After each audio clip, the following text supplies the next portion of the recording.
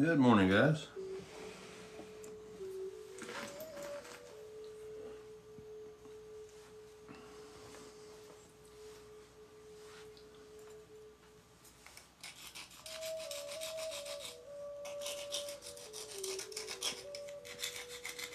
How's everybody doing? Damien, good morning. Rick?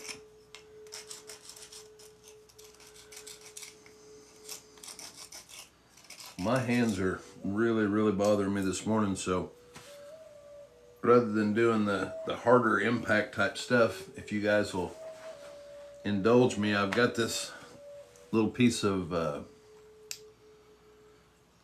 guess it's Burlington, or it's what around here a lot of the old timer guys call it high boon.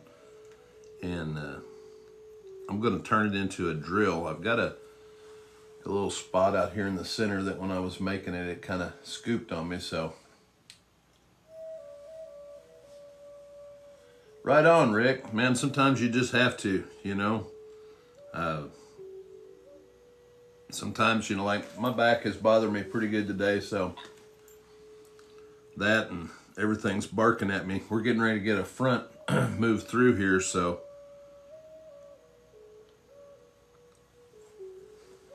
So anyway, do a little pressure flaking today and work on a drill.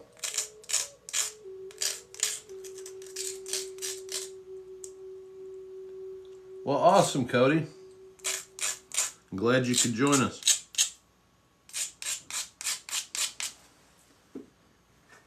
See if I can't, or if I can keep from breaking this thing today.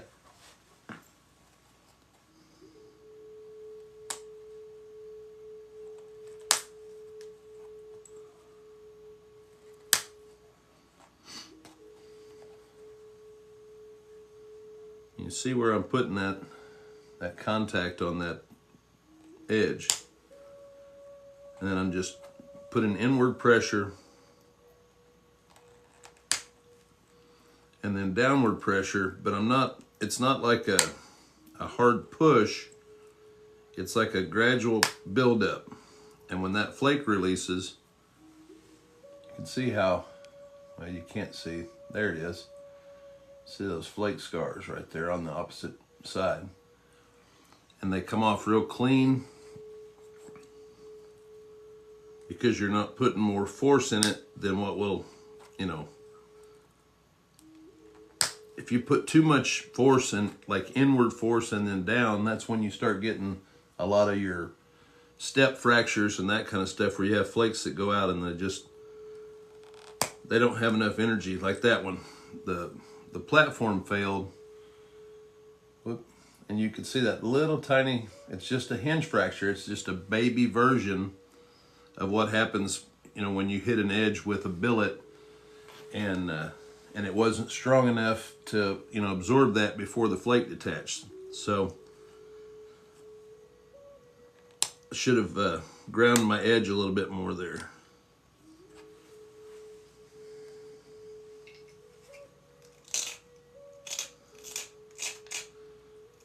But since we're making a drill, we've got all kinds of room to spare there, so I'm just trying to kind of clean some of this stuff up before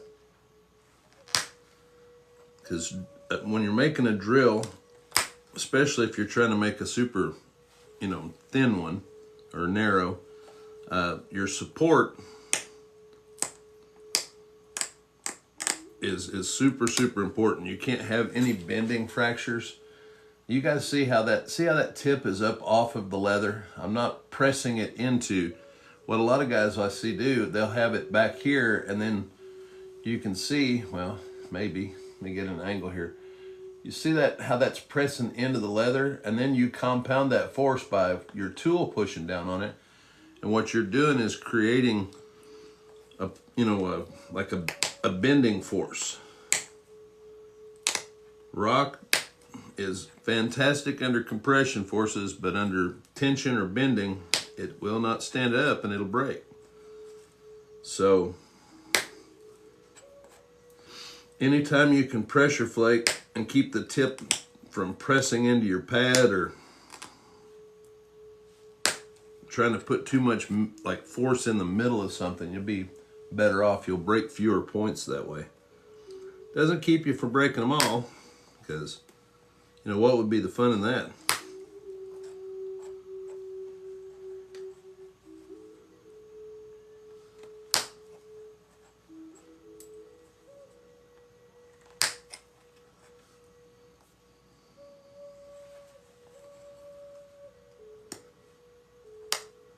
Let's go back and kind of pick off the high spots. Is there any little deltas or leftover platform?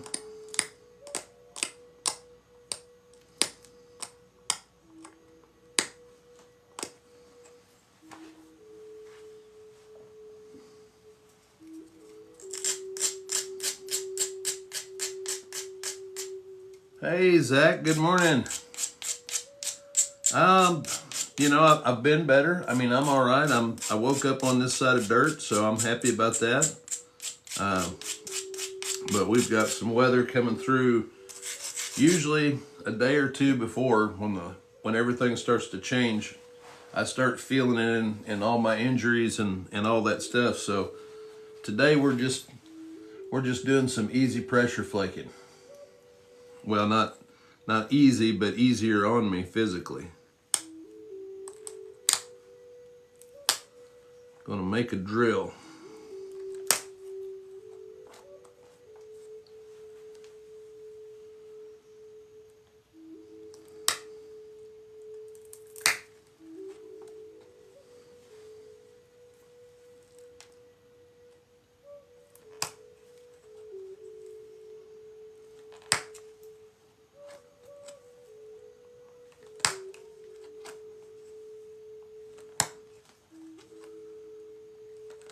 Boy, I just messed that whole side up.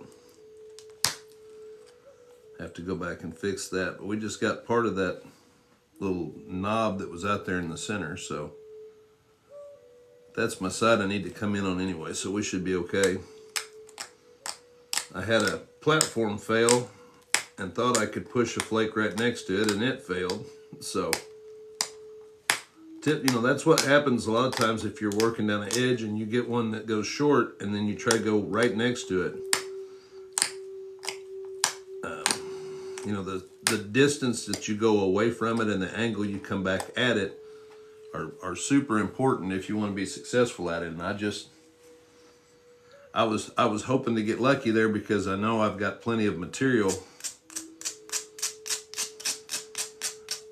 because of what we're making out of this. I don't have to worry about, you know, stuff that's pretty close to the edge like that'll be easy to get out.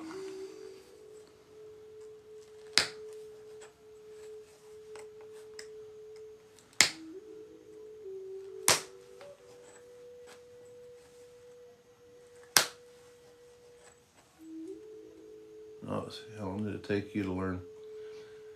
Nomad Drifter.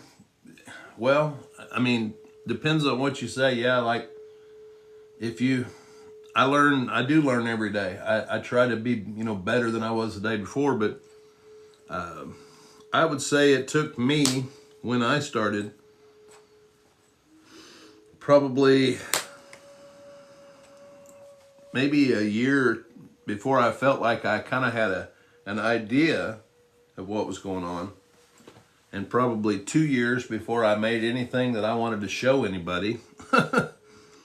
And then I kind of took a vacation from it for a while. But about, I don't know, 10 years ago, I guess, I got back into it. And about 8 or 9 years ago, I switched over to these tools and just went crazy. And decided that I was going to, you know, research and do it. But so, like Zach said, I learn every day. It's all a process, but it's definitely something that you can learn to do.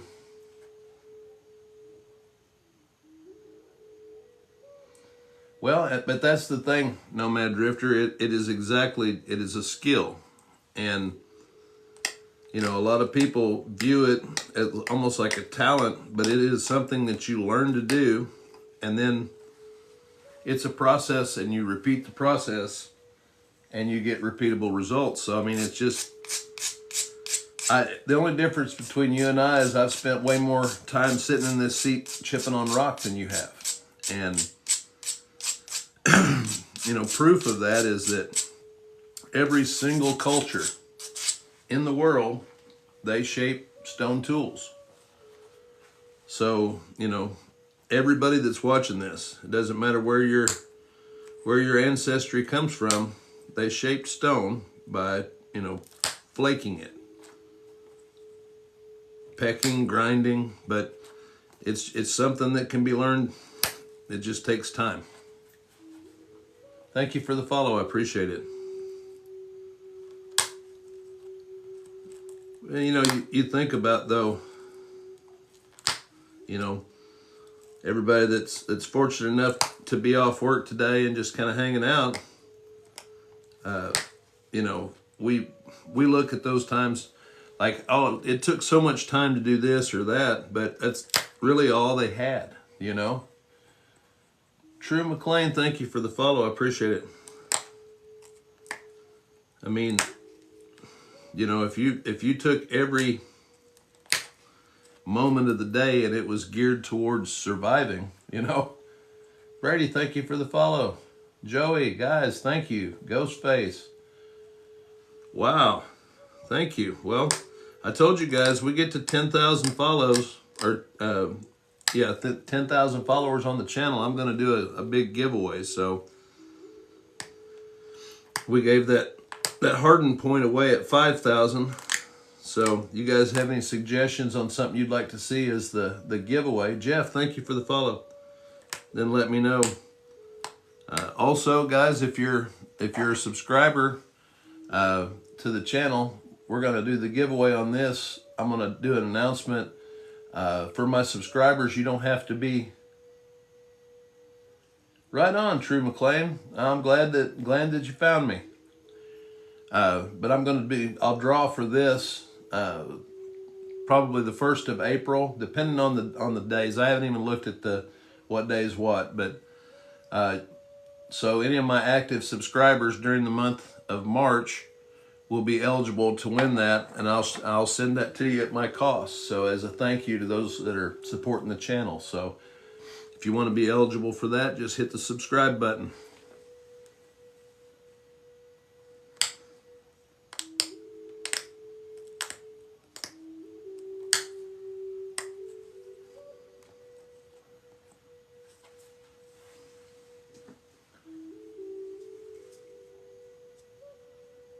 Blocks Fruit, how you doing? Thank you for the follow.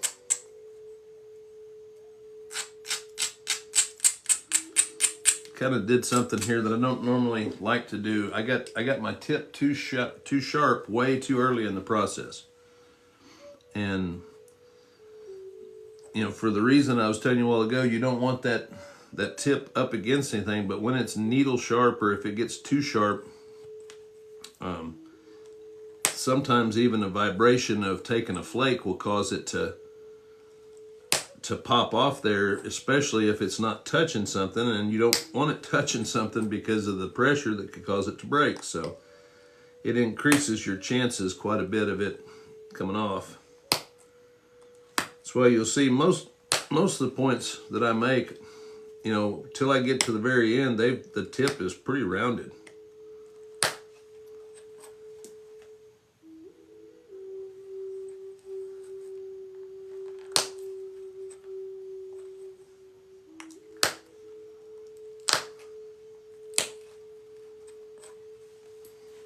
If you guys have got any questions, I mean, I know somebody said, was it True McLean said they just got into flint knapping. If you've got questions, feel free to ask. That's why I do this.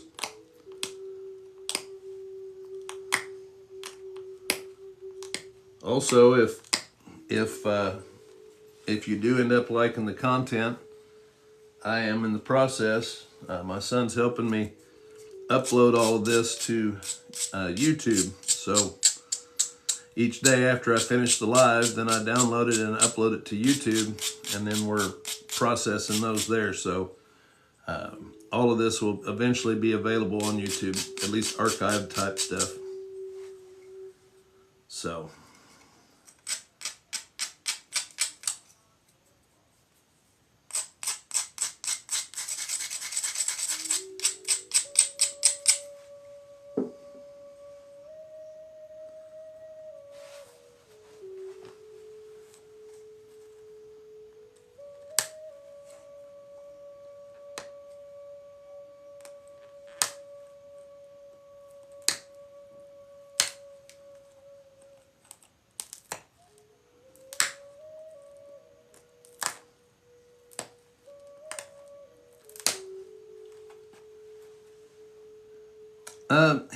He has napped with me, Rick, but it's not really his deal. I mean, he's tried it, and he's actually got an aptitude for it. I mean, he's one of those, like, you know how when you scratch your fingers on a chalkboard, the sound.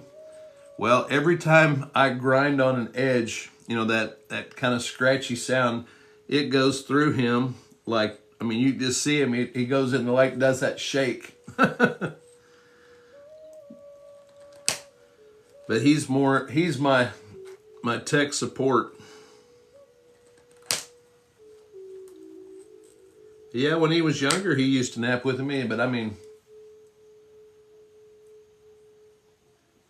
Nomad Drifter, I'm not familiar with the area, but Texas, you know, depends on how far east. You know, if you're getting over close to Louisiana, it gets pretty sparse over there in places. But I suggest a lot of folks, I mean, it depends on if you have property where you can go look for rock or anything, but there is an app that you can download. It's called Rocked, ROCK apostrophe D. And it shows you local formations. I mean, where you're at, it shows you all the geologic formations. It's a really cool deal. Michael, as I don't know how to determine, you know, the sharpness. Sharp enough, it will keel. You know, it'll cut. I use these. This is a butcher knife right here. You know, I'm going to do a video. We're going to make some beef jerky. And this will slab off beef off of a roast just as easy as a Ginsu knife will. So you can make them really sharp. In fact, obsidian, which is what this point's made out of, is sharper than a razor at its edge. Oh, I'm telling you, Kenosha,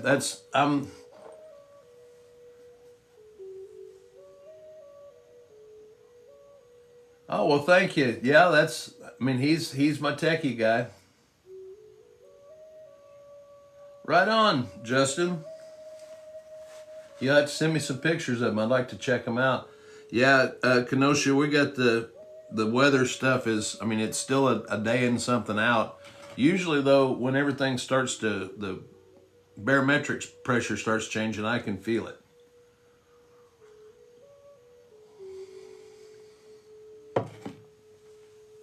Oh.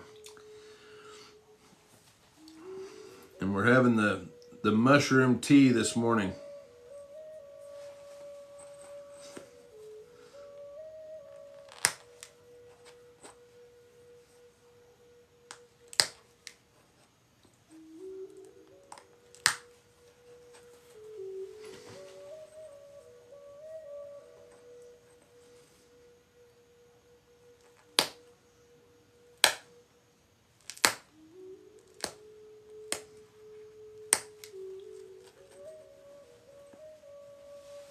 Oh, yeah.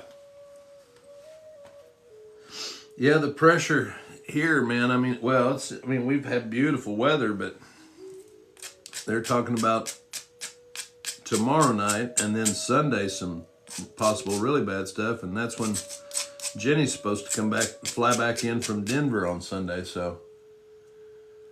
I won't be next Saturday, Justin. I've got an appointment. Sorry about that. I'd love to get together.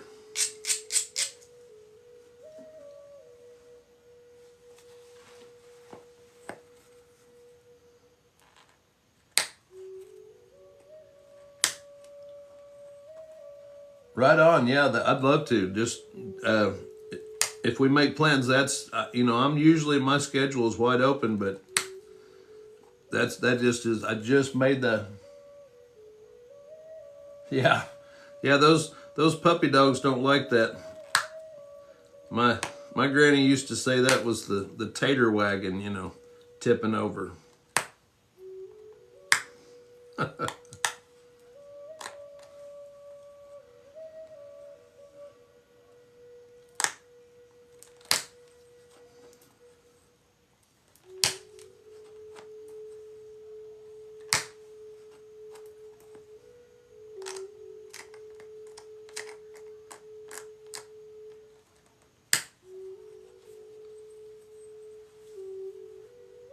Yep.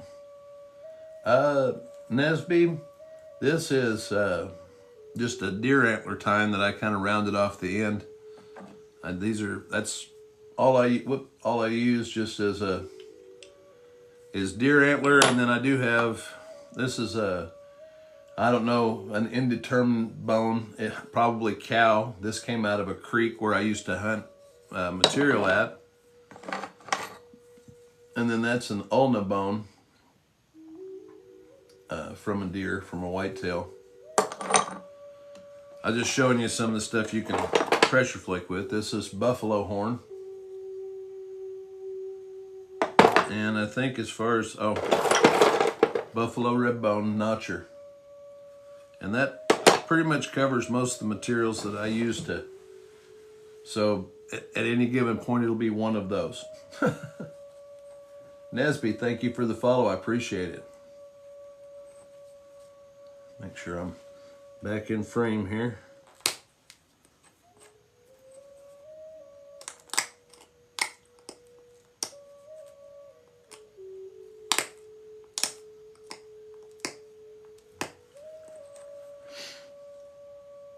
DGK Jr., thank you for the follow.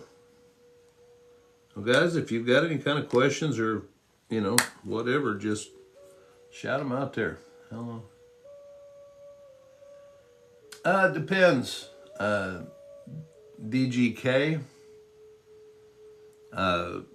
If I'm working at it, really trying to finish one. I made a point the other day on here in about 15 minutes, 20 minutes, 15, 20 minutes, just at a pretty, good clip. But for me, it's not as much about the, Hamad, thank you for the follow. Yeah, our dog doesn't like the thunder and fireworks either, Kenosha. She's a big weenie. But, it can take, if I'm like on a, let's see, if I have one up here somewhere. Here. Like I can do beginning to end like on a Clovis, get that in the light better, in about an hour from beginning to end. That's typically about what it takes me, I guess. But that's not being live and answering questions either, though. And it's harder to do it, where I'm interacting with you guys, because if I'm not concentrating on what I'm doing, then, I tend to mess up a little bit more. But no, just sitting down, making a point, about an hour probably is what I'd say I spend on most.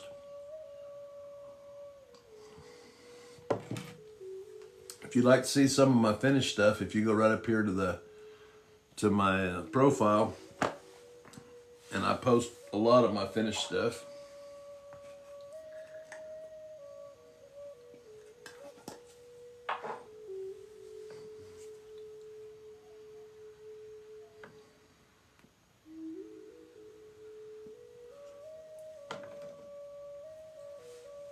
DJ, that is probably on this channel the most asked question, and I can honestly say that no, I don't.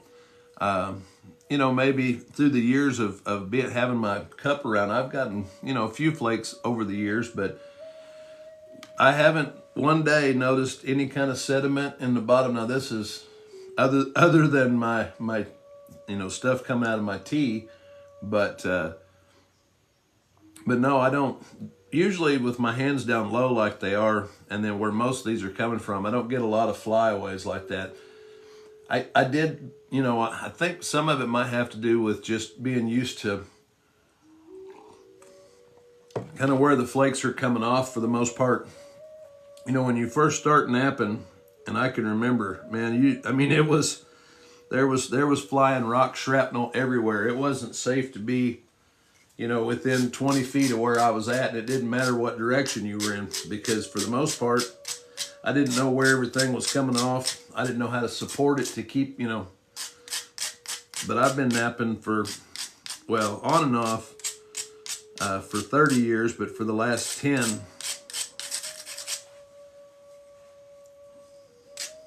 so I've probably ingested more of it than I need to worry about anyway. So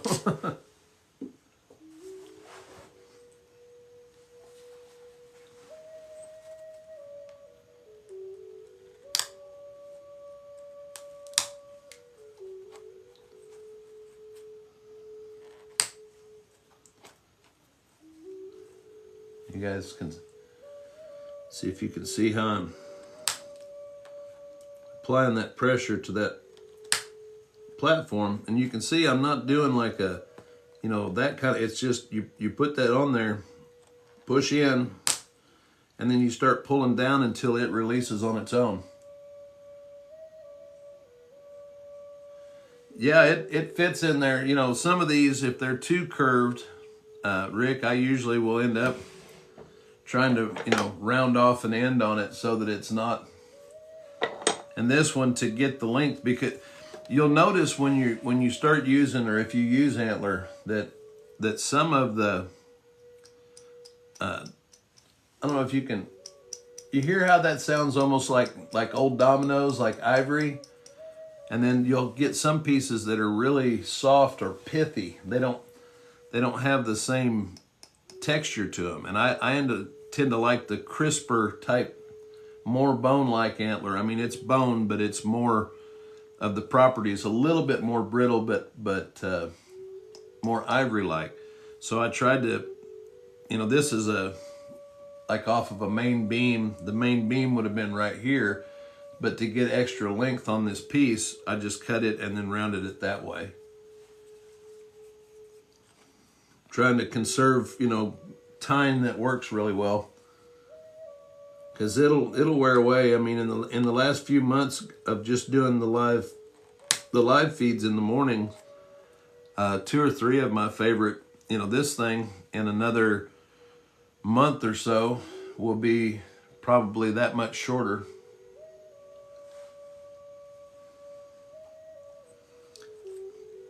But yeah, you'll notice if you're using tools like this, that you'll find some that just, they've got a texture, or they've got a something about them that it's just, they work. It's kind of like hammerstones are the same way.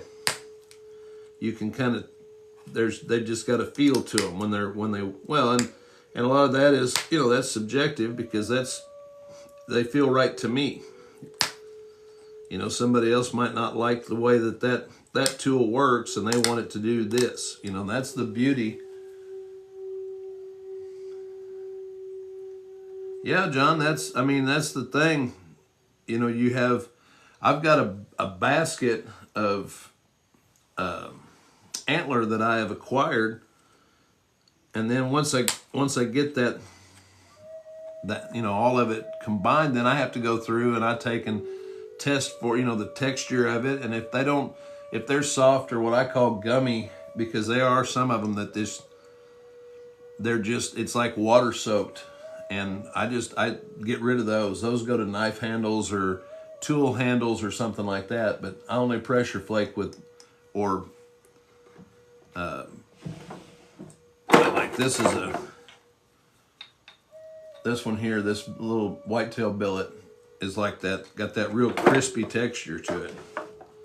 One of my all-time favorite ones, and it's about worn out now, but this one has got that same kind of ivoryness to it.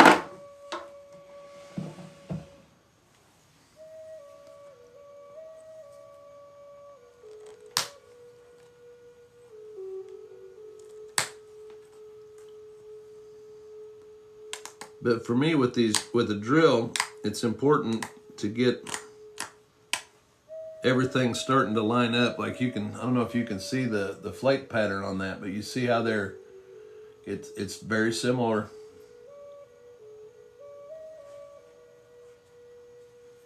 Oh yeah, John, but the thing about it is, I've got some sheds that I've found that sometimes I think it's a lot to do with the diet of the deer.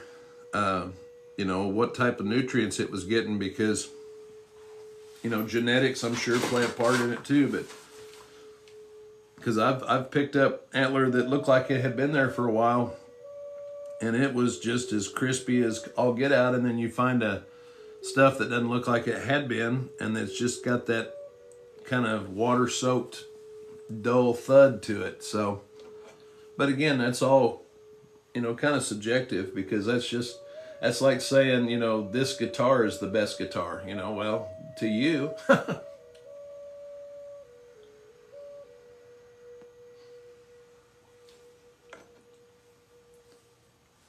All right.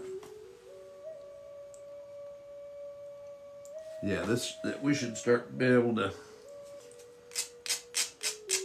bring this in. So I'm gonna work on this base real quick, because I don't want to be doing any more big pressure flakes after I get this blade, or the bit of this. I think we're gonna make a Dalton. I like this little oddball spot back here in the back. I'm a sucker for trying to leave stuff in a piece, just because I think it makes it interesting. So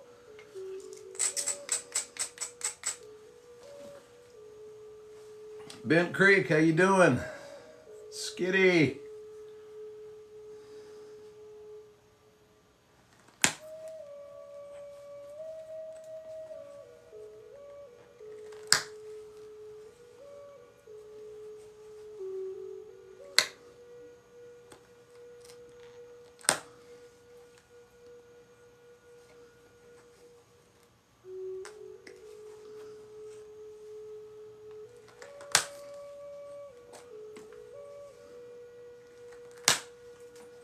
You see how much force I'm putting on those.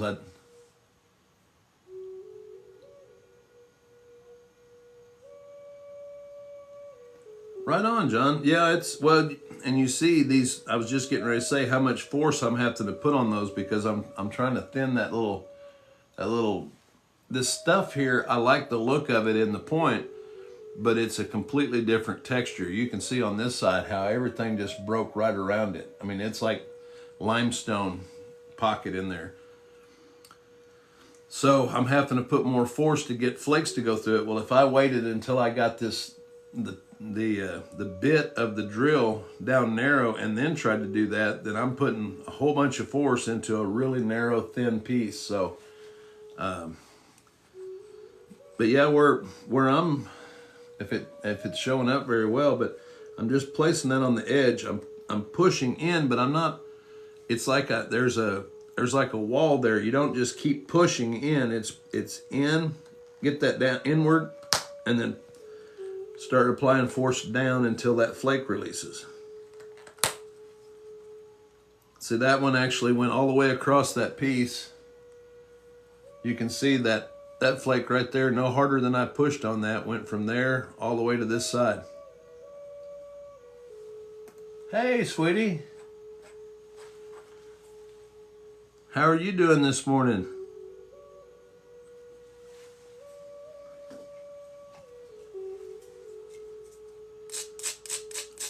That's my wife, guys. She's visiting her grandma near Denver, Colorado.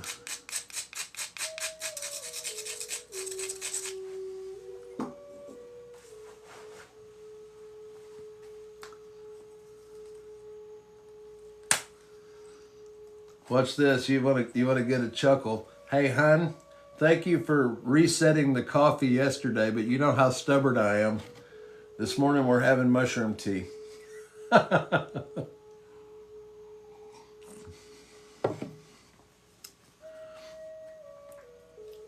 My wife bought a coffee maker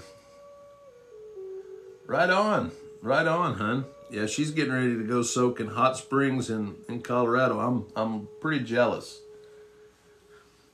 No, my wife bought a coffee maker quite some time ago, and it's there's a learning curve. I don't know how to operate the thing, and I have refused to learn because she makes coffee every day. So yesterday, well, she left on Wednesday. But before she left, she reset the coffee, and I woke up on Thursday, and there was a pot of coffee. And I thought, well, that's fantastic. And, of course, there wasn't one for this morning because it wasn't set back up, so I had mushroom tea.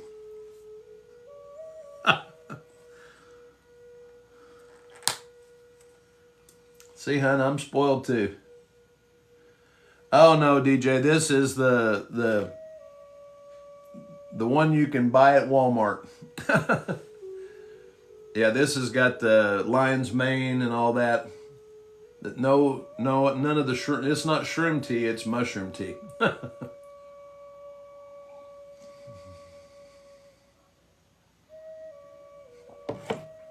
I don't know how to make the coffee, and I'm telling you, hon, I just don't know. I'm just a caveman. I don't understand your modern machines. I don't know if any of you are old enough in here to remember Phil Hartman when he used to do Caveman Lawyer.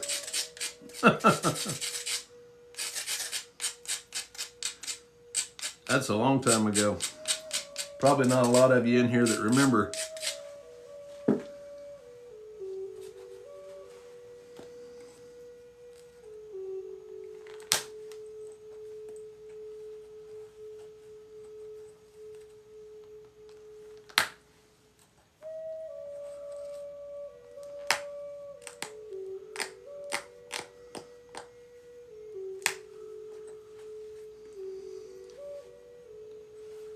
All right, now I can start taking that up there.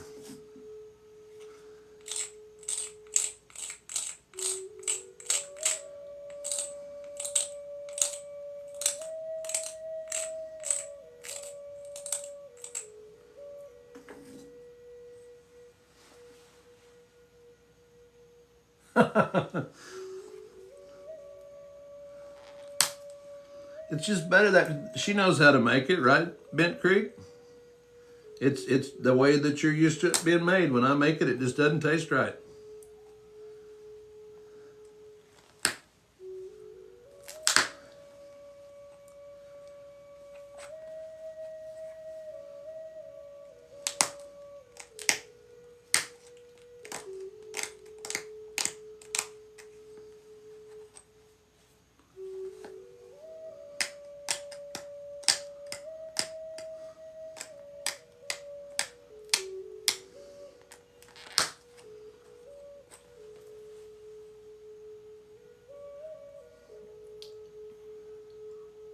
Yeah, that's right, Skitty.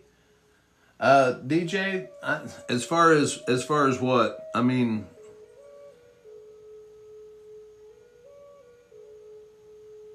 chiropractic. I am not 1337, not currently. Double exclamation point. I've got a few resources in my area that I utilize for going out to find material.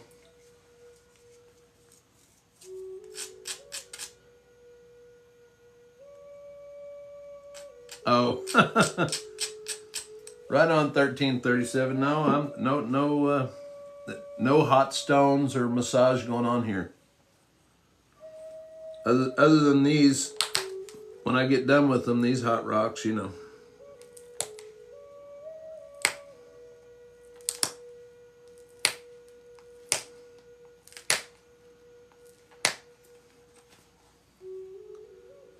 All right, we're gonna finish out that base now.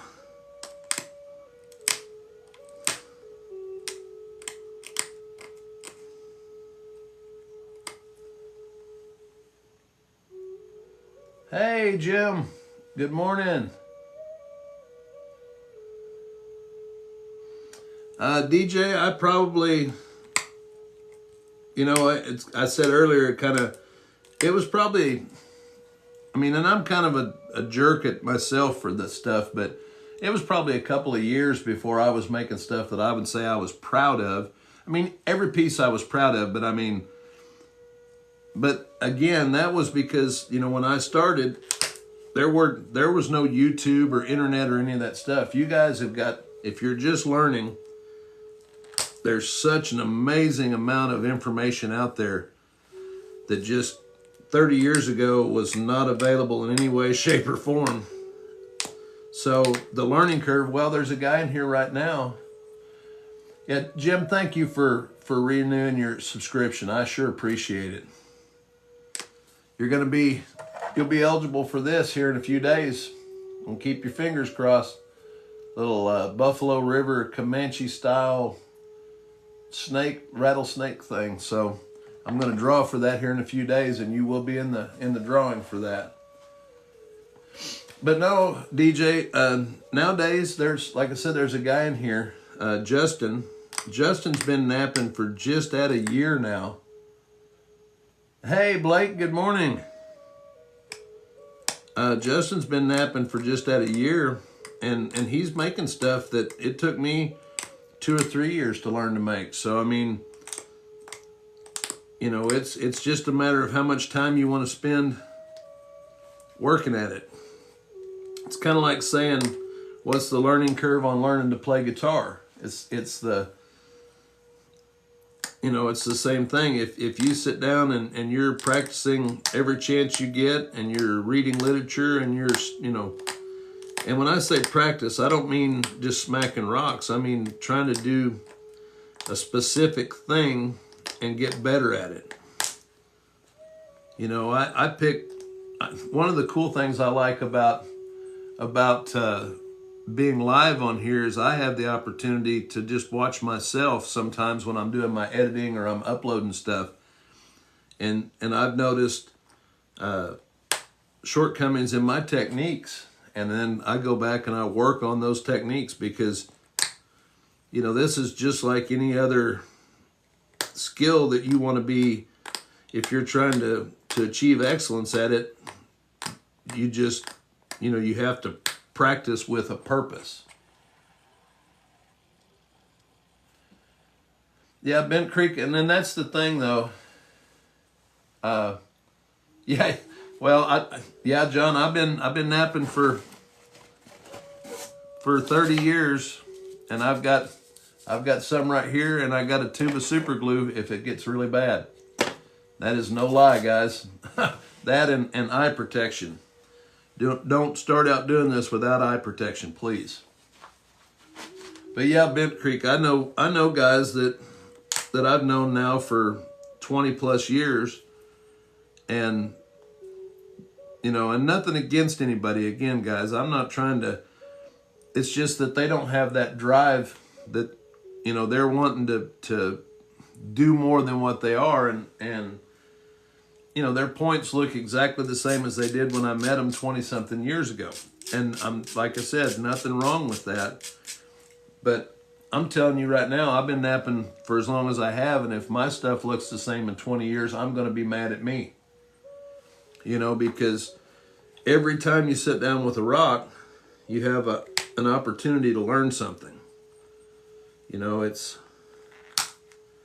I have yet to make a point. Yeah, it does take a certain amount of like hand-eye coordination and stuff that, inherent type skills, Bent Creek. But for the most part, anybody that's on here watching, could make serviceable, nice points. It's just a matter of dedicating the time to it.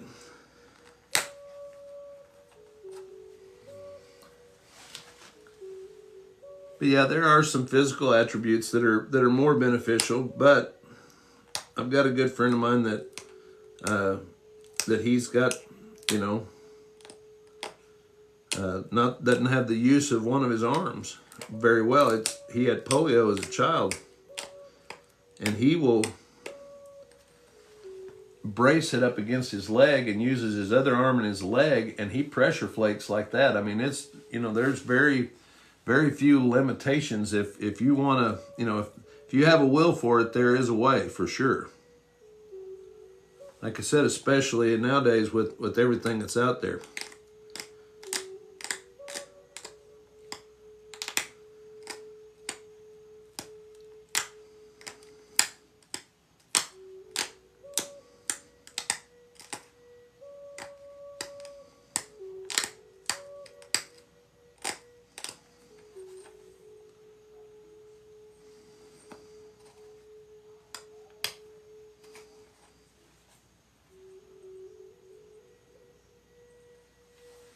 Trying to see where I wanted that to.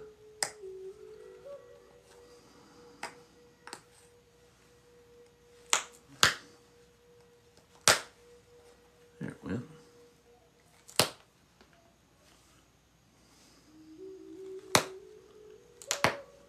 That was the end of my flaker that just popped off there. I'd worn through. I'd do with my.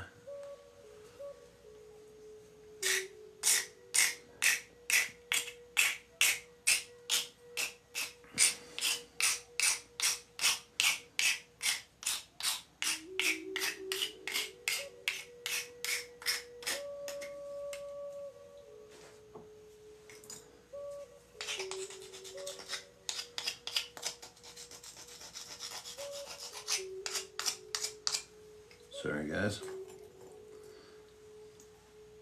The end of that flaker came off, and it was, when it's a sharp edge like that, you're just going to start chewing farther and farther back into that tool. And just re-rounding that over a little bit. I should be able to get back on track now.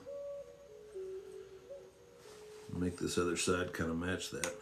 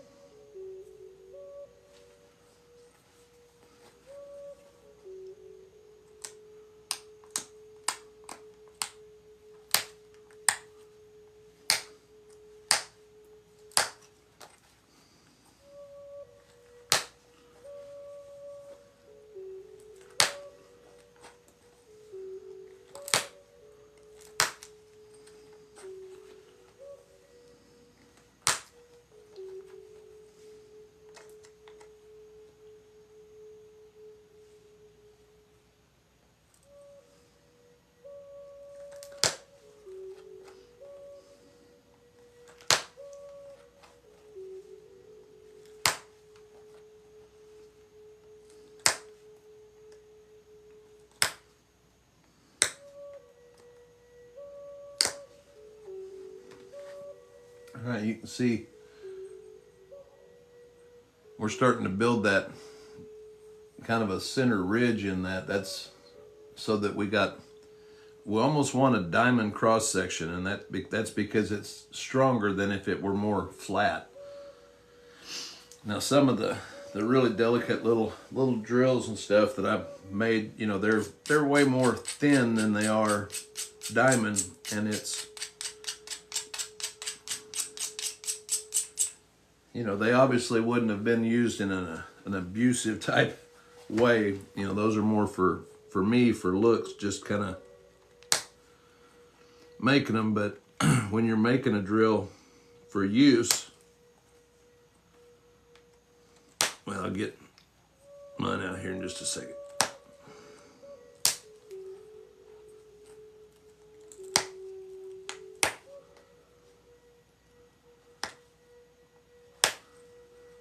There we go.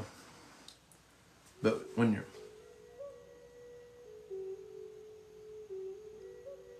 yeah, I used to, I mean, John, before I switched over to these tools completely, I used copper. I used some antler, but I was never an antler pressure flaker. And I'm telling you, I have grown to love the way that antler tools work. The more I use them, the more I enjoy using them. Trying to find one of my drills. There's one. This is one that I use that it's out of local Reed Springs, but you can see how that's almost like round. It's almost like a diamond shape. Me too, Justin. And especially when you get some dust or some, stuff on there. But this is a drill that I use for some of my crafts. Got a set in like a 4-shaft, and I put this into a cane spindle and hand drill with that. So, typically when you're making them for use, you're going to make them a little bit more sturdy. When I made a K County one the other day that,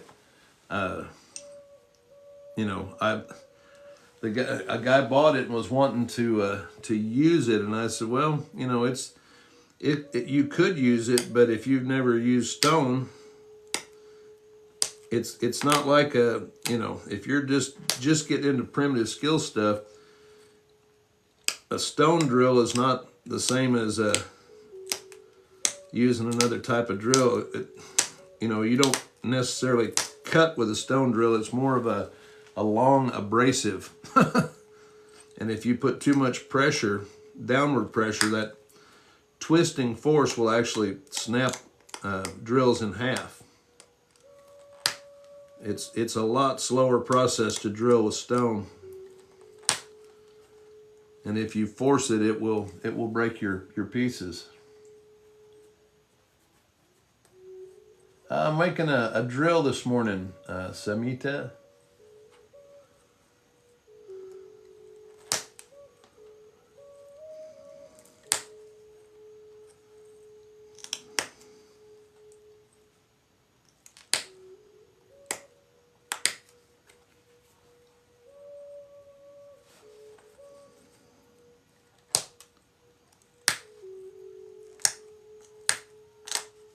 So once I get the edges lined up, that's when it becomes, it gets a lot easier, because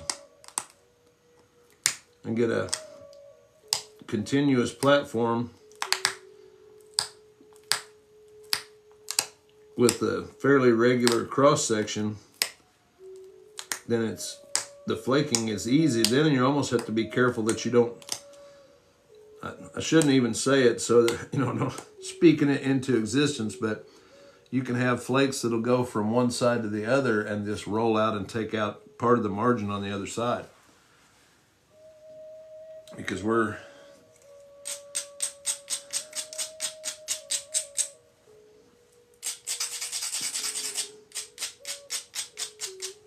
got a fairly nice convexity going.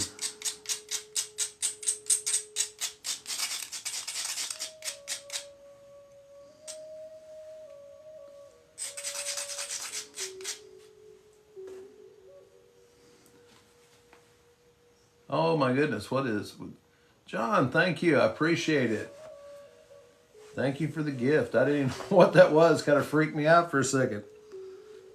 Kind of cut it out of my peripheral vision, and I thought something was going wacko with my monitor.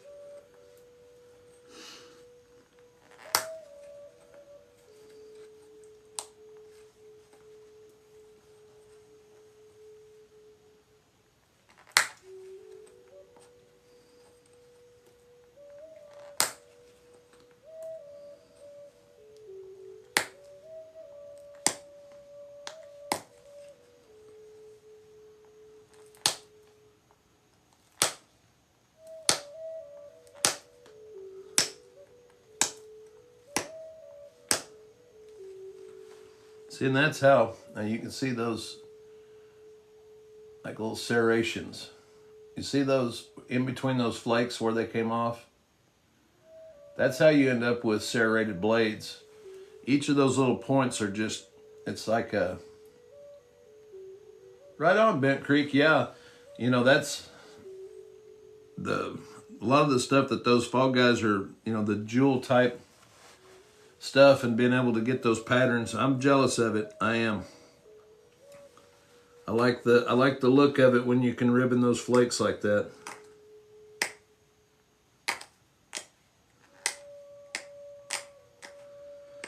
And that's what I'm trying to do with this as I go along, as I'm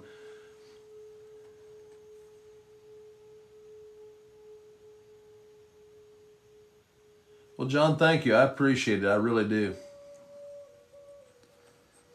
This is something, guys, that I do. I love to do, and my mom told me years ago. She said that I missed my opportunity. I should have been a teacher, she said, because I've always loved sharing with people.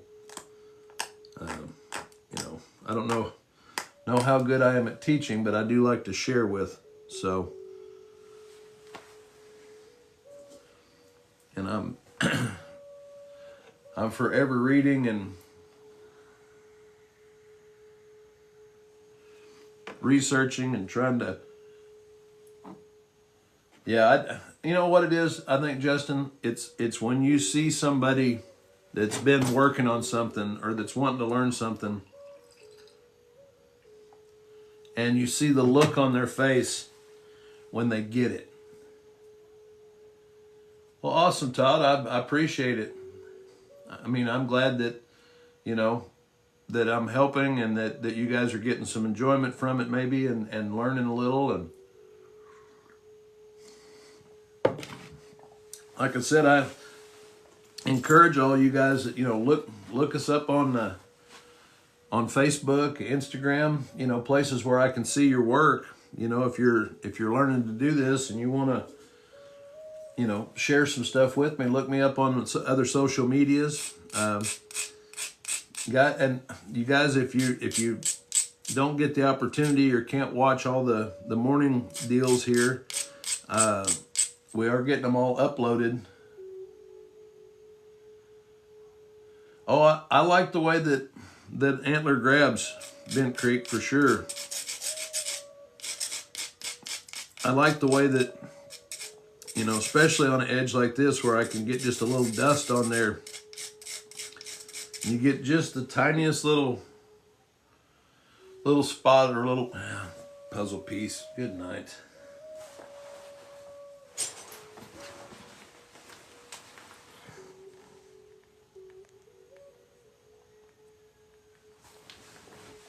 All right.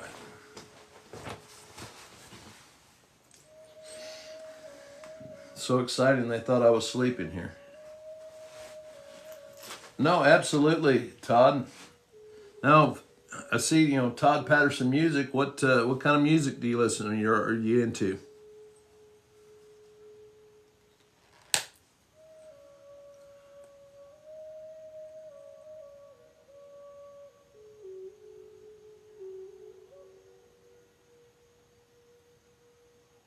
Well, thank you, John. I appreciate it. Yeah, and like I said, guys, I mean, if you can get past some of the rambling there, I mean, it's just a downloaded version of this live stream, but it doesn't have the commentary. So, occasionally I look like a crazy person just, saying something random, but otherwise it's the same content,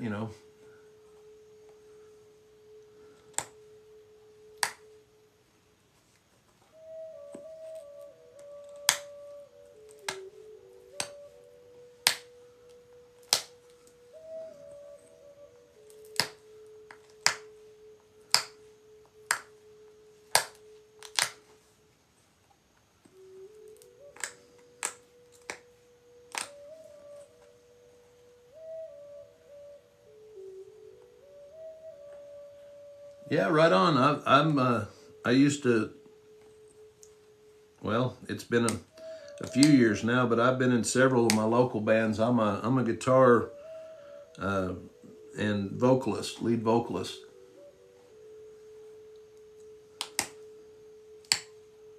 And I do Southern rock, blues, 70s, not what you would call, I guess, classic rock, but I mean, a lot of that stuff. Just pretty eclectic, really. Have I ever heard of Night Train? What you try to get me to sing like Axl Rose? How about the night train? No, I can't do that. Axl can't even sing like Axl. I have never. Oh my gosh! I saw a concert. Oh my gosh! I just. I'm still alive, and I rolled over in my grave on that one. I mean, well, you know, guys, it's. Oh, right on.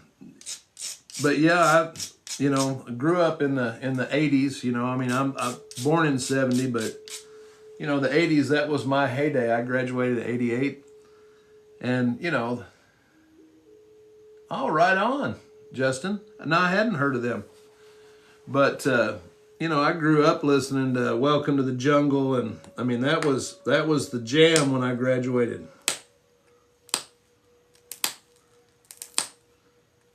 And then I saw him on stage here not too long ago, and I just, oh yeah, well, it was the way he sung, man. He blew his voice up and did it bad.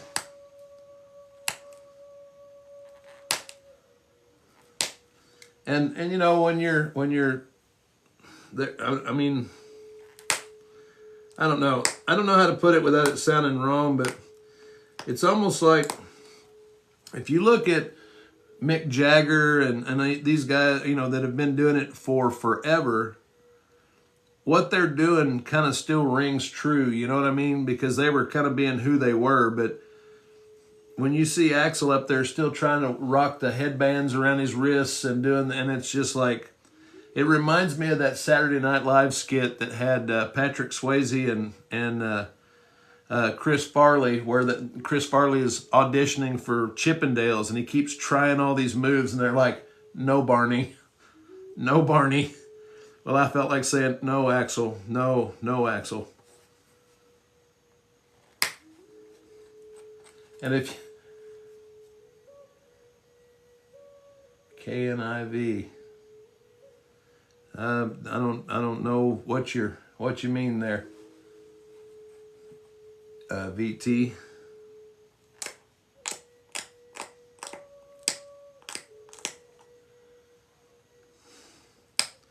Skitty knows what I'm talking about.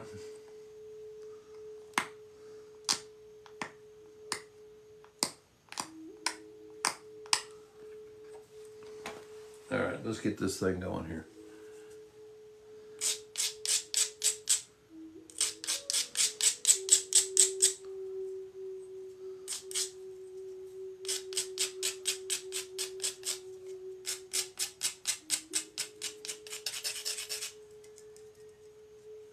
Oh, I didn't know if he was.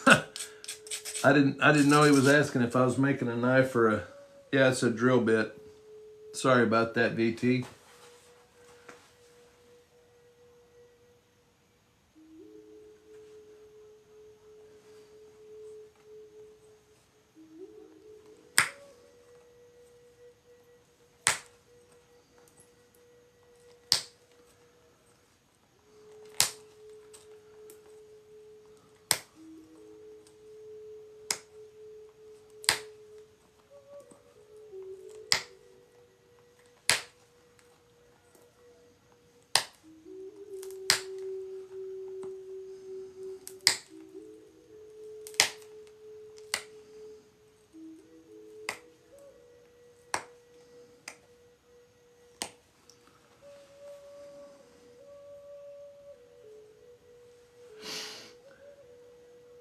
Right on, I appreciate it, Bent Creek. Yeah, VT, I'm sorry, I didn't know if that was an abbreviation. I'm so out of it nowadays, man. I don't. Somebody will say, you know, I mean, all the abbreviations are out there. I just wanted to make sure I wasn't missing anything. But no, this is a drill bit. Here's a knife I made a little ways back, and I think we've got that one. Yeah. We did this one live. We made this one live and then made the hafting and hafted it live. So yeah, I make a few knives. I make arrow points, drills, you know. Thank you. I appreciate it.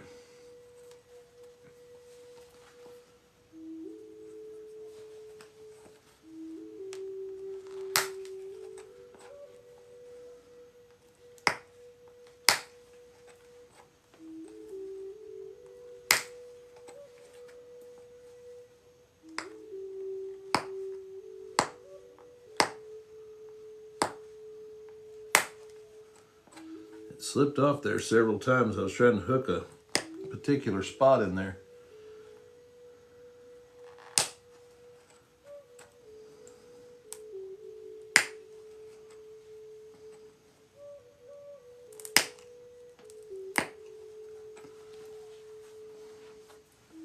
Switch to a little bit of a harder support for just a second up here on this tip.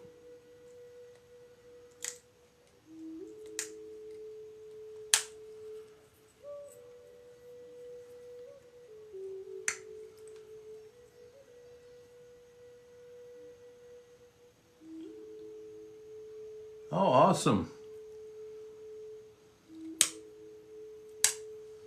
Awesome, VT. Yeah, it's a, I mean, it was made with all Stone Age tools, so it was a, it would fit into an ancient scenario pretty well.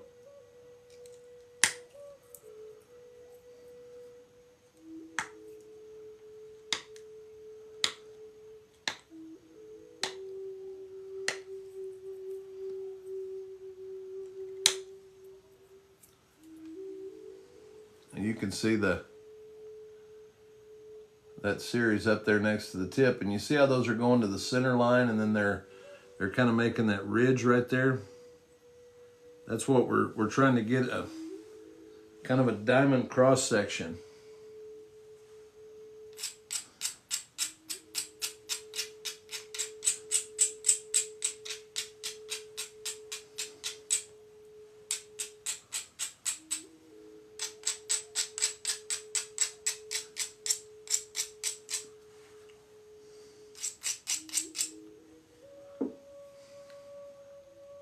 Well, thank you. I appreciate it, VT.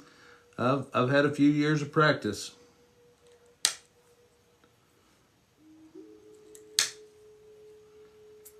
And I do this just about every day.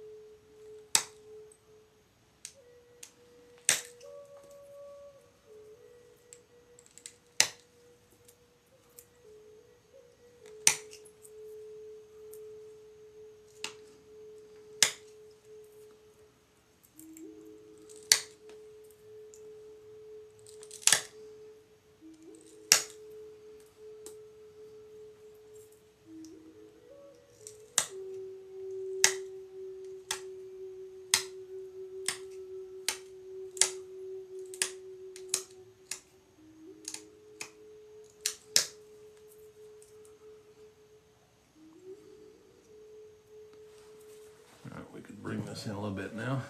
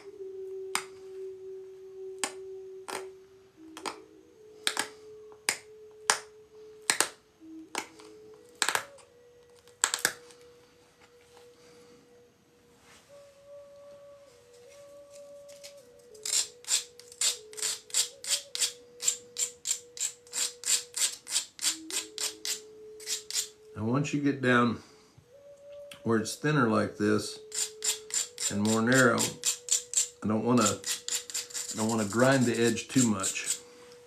I want to be fairly sharp, because if you've got it too ground, then it takes too much force to push the flakes off, and you're putting a lot of bending forces in that piece.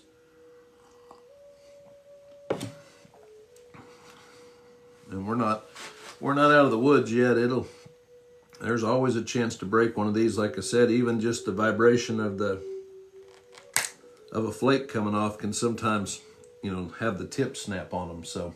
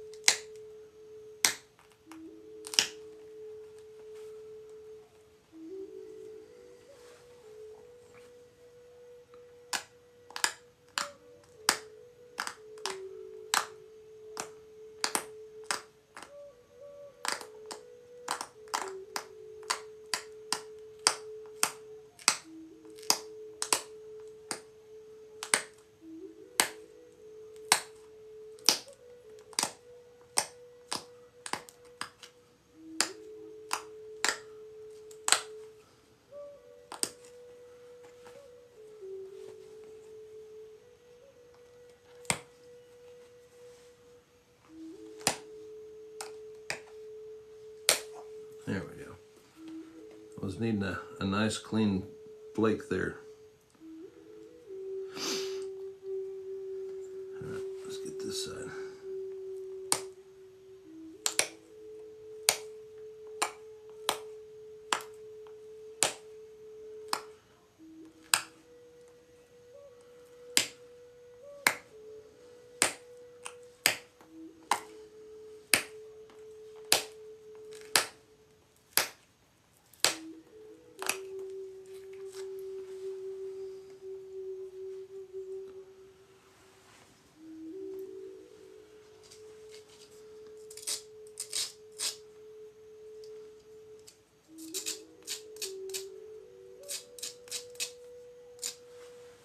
All right, now this is probably the most dangerous part of that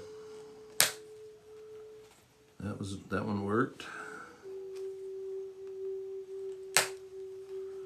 And that one worked. Whew, that was good.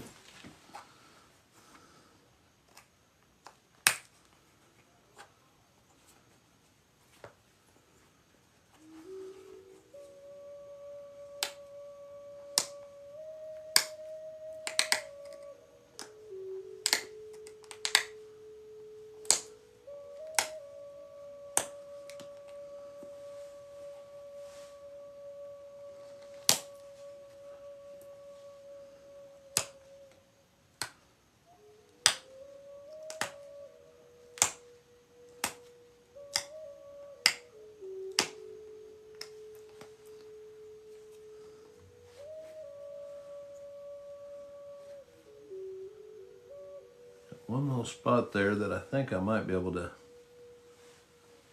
pick off there if we get.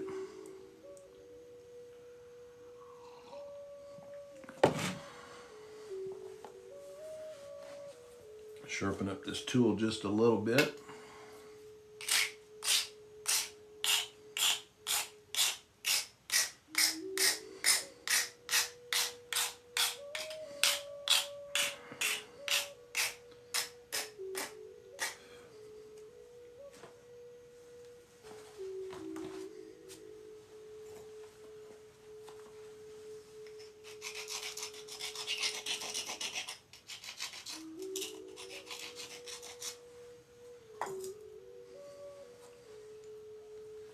What I got here is there's one little, it's that little spot that it kind of broke away, and I'm going to try to just hook onto the very end of it and just pull like a little tiny blendy type flake off there, maybe.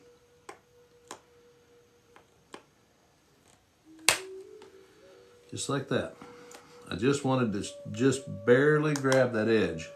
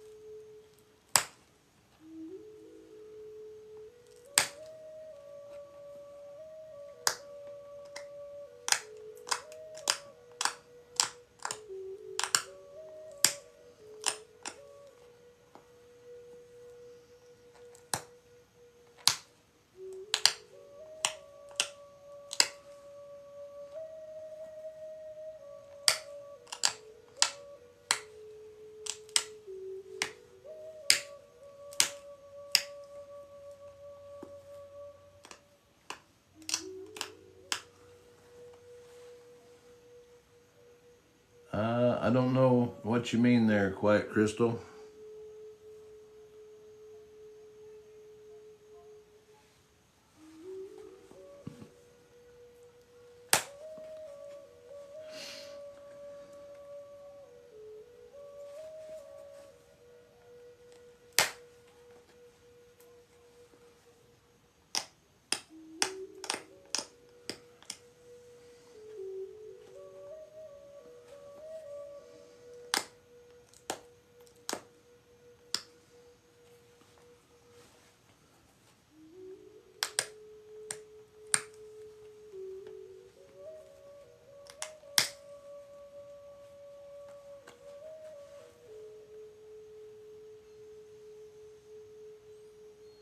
Oh, I got you.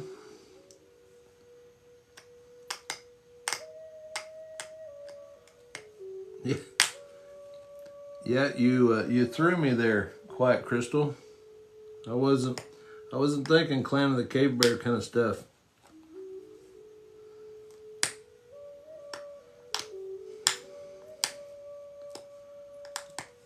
Yeah, I've been looking to try to find like a free audio book of the Valley of the Horses. Oh, I absolutely know the series. The Mammoth Hunters and the Clan of the Cave Bear. Oh, it's fantastic. But I'm actually looking for the like a free audiobook version of the Valley of the Horses. I just got done listening not too long ago to Clan of the Cave Bear for probably the third time.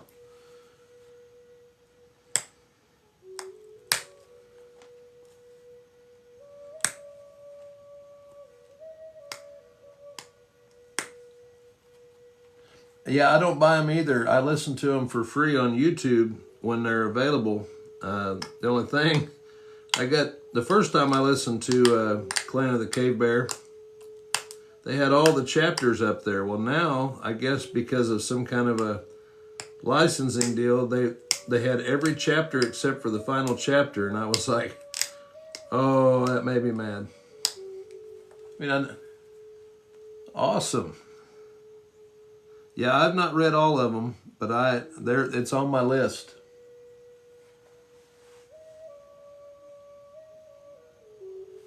Awesome, DJ. Yeah, I've had a lot of people say that the it's kind of like ASMR, whatever, with the music and that little picky, scratchy, whatever sound. All right, guys, I think we're about gonna call that one done.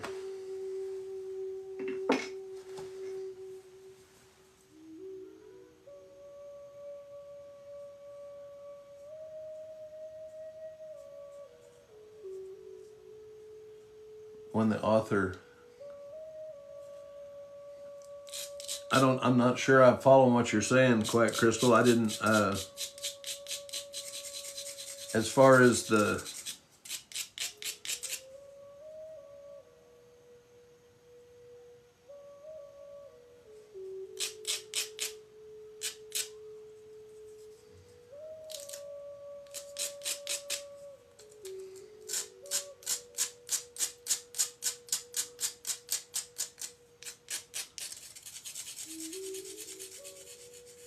oh, gotcha, yeah. Hey, you're a Noah Foot. Thank you for the follow. I appreciate it. All right, guys, we're going to call that one a Dundalton drill there. Yeah, well, but Quiet Crystal, the way that she wrote that, to convey everything that came through in a movie would be.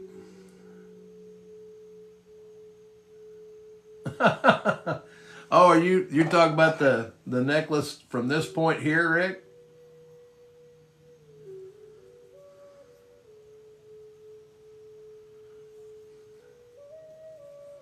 I'll get that hafted up this weekend.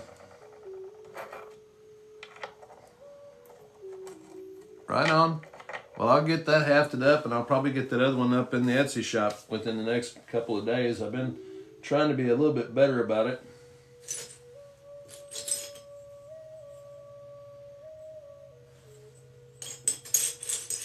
I don't know what I want to work on now. Got a little bit of time. And I need to keep that one out there. I'll tell you what, let's make a little bird point or something for a little while, if that's okay. I'm not looking to do a lot of percussion or stuff today. Like I said, my joints are really barking at me, so.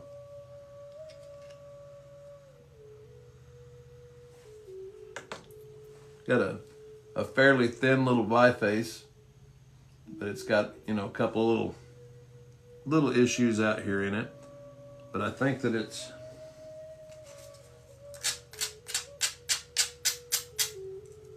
think we can work through some of that and then make a little corner notch type point.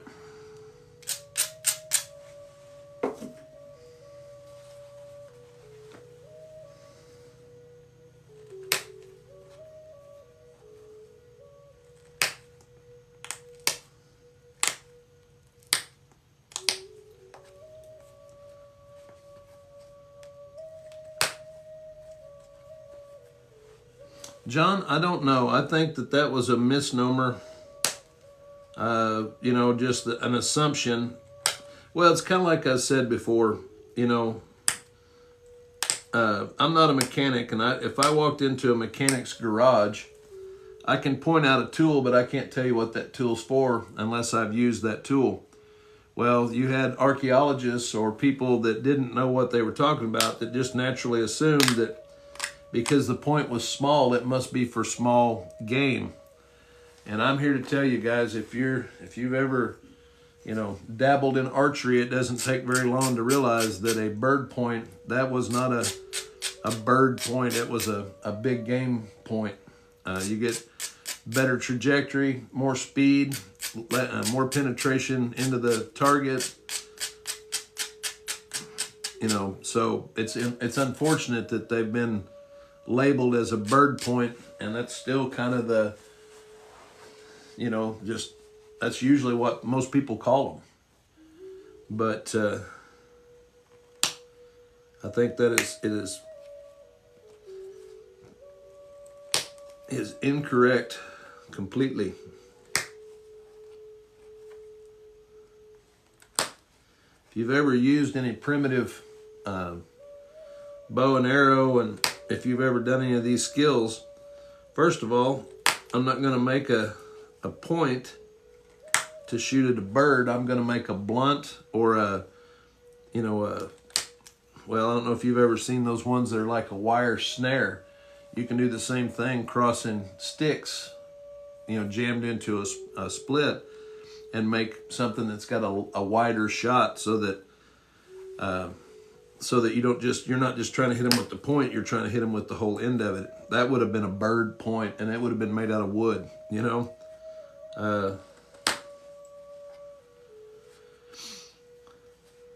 So my personal opinion is most of the stuff that we call arrowheads are actually knives, possibly like a lance point, but more than likely a knife. And if it's smaller, you know, an inch and a half to 2, maybe 2 inches and down is probably what you're looking at, you know, an arrow point or a projectile point. Anything much bigger than that, and it's going to have negative effects on your trajectory, whether you're throwing it, whether you're using an atlatl thrower, you know, to throw it with like a dart, or if you're shooting it out of a bow. You know, once you get too much weight up in the front of that, it's just the trajectory will be horrendous. So I just think that it was somebody that didn't know enough about the usage of the tool that started referring to them as a bird point. Sorry about the long answer on that, John. I just, you know, every time you see a blade, you know, like this, and somebody go, oh, it's a spear point. No, it's not a spear point. It's probably a knife, you know.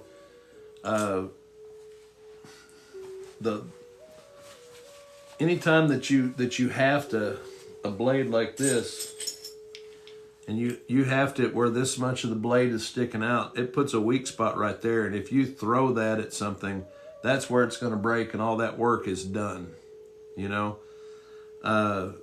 Whereas, you know, with a knife, you know, I mean, because to stick this into something doesn't take any more force. It actually takes more force than it would to do something that size, you know. So realistically, I think these were knives. Anything much bigger than a couple of inches is probably a knife, or could have been, like I said, a lance point, but depending on the culture, where they were at, how they were hunting.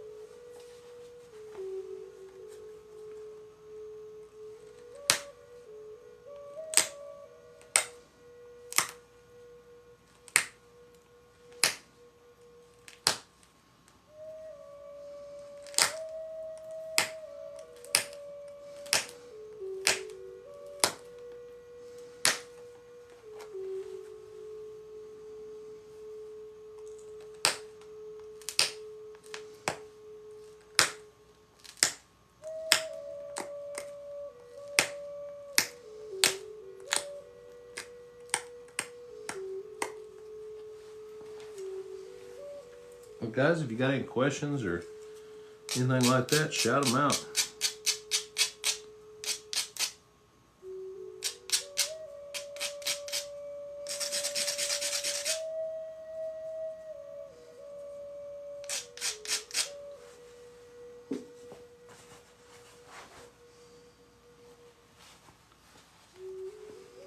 If I can get this little spot here cleaned up on this go round, then I may see if I can notch it a little bit, make it a little bit wider. Go Ape Art, thank you for the follow, appreciate it.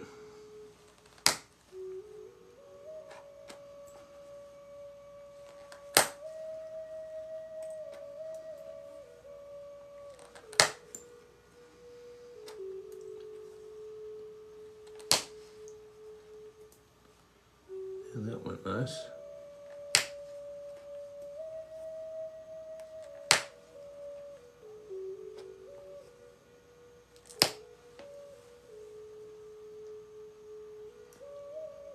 Chris, thank you for the follow. Appreciate it.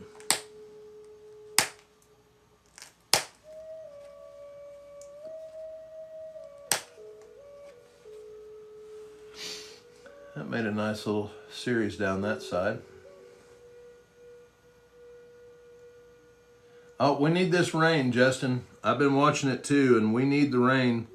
I've checked a couple of my spots. I know they're starting to find early ones north of us, so there's always a few like that, people that have got some real good early spots, but yeah, there's some up, a few of the earlies, but we need the rain. Last year was horrendous, but if we get some of this rain they're talking about coming in, Monday and Tuesday will be the days to go.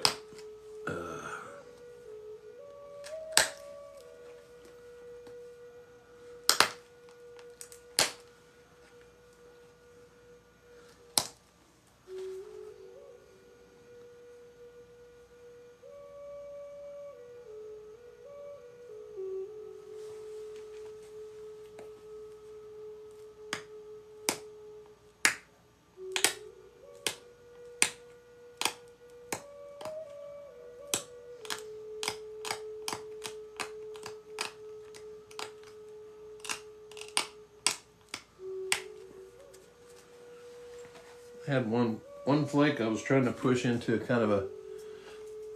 Oh, I'm ready to catch some crappie, man. I need to get out. They are biting right now.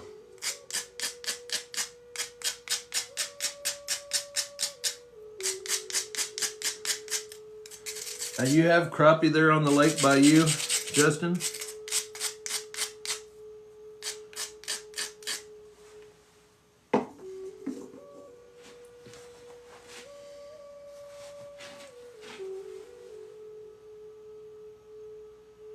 Yeah, well, are they, I mean, on the little lake there, is that where you?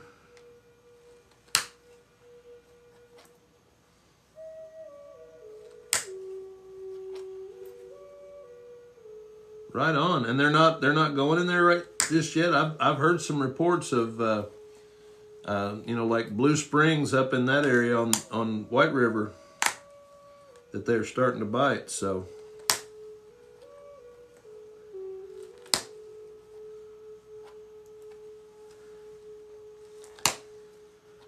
Won't be long for sure. Oh, right on.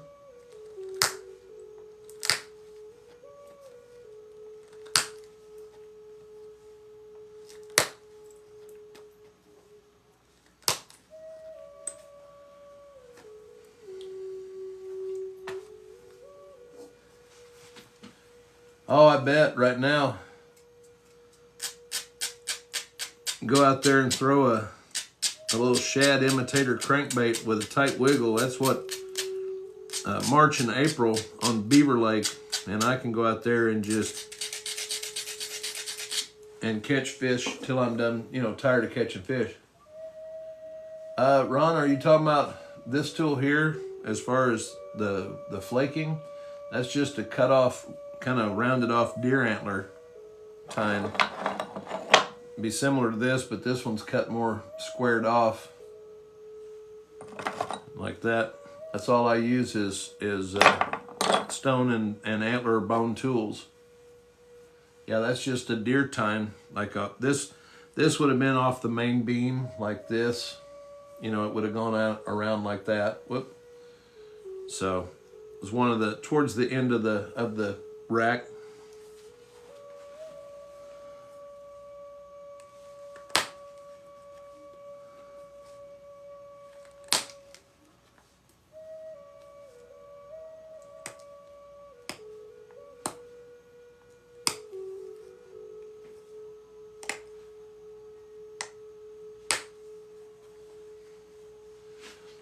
Ron, there's, you know, that's whatever is available to you is what I would say is the best. I mean, a lot of people start off with obsidian, but it's super sharp, and if you're not familiar with it, you can get hurt really bad.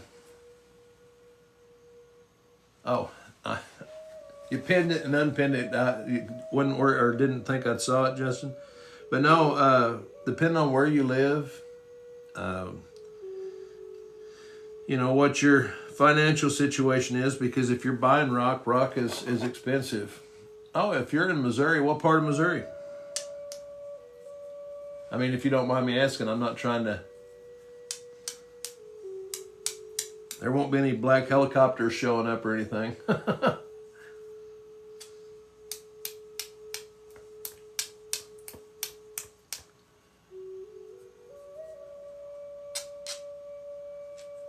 Because depending on where you're at in Missouri, there's lots and lots of natural resources. I'm actually in northwest Arkansas, just about, well, I can be in southwest Missouri in about 10 minutes. So I know a lot of that area as far as rock and resources, but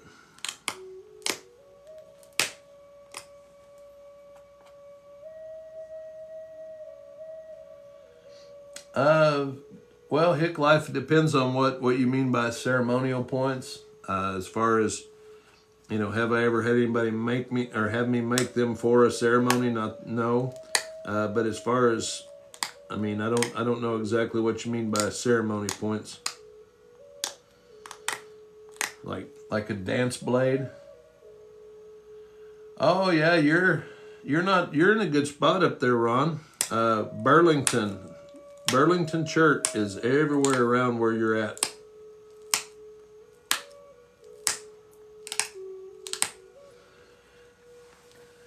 Well, see, Lake of the Ozarks, that's up near Springfield, correct?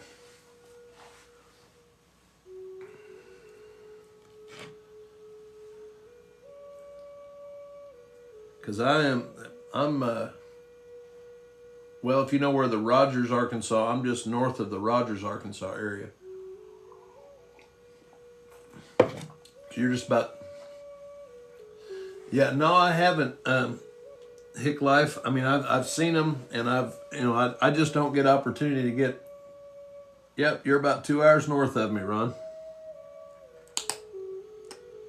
Oh, you mean 2 hours north of Springfield, yeah, because you're probably 3 hours-ish north. But no, Hick Life, I don't get a hold of material that's big enough to make points like that.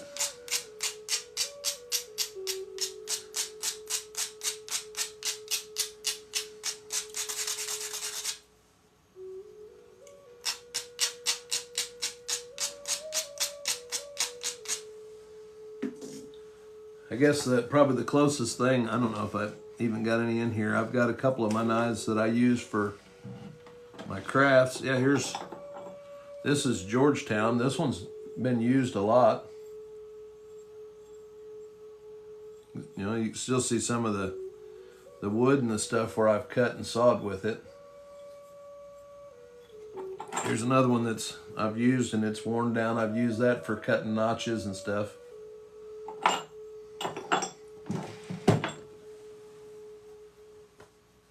Well, and that's what I was just getting ready to tell you too, Ron, is if you look at the material that you're finding, if you're finding artifacts, figure out what material they were making out of it, or making them out of, and that's probably your predominant material in your area. And then start looking for the source of that. But I would guess where you're at, more than likely, it's Burlington.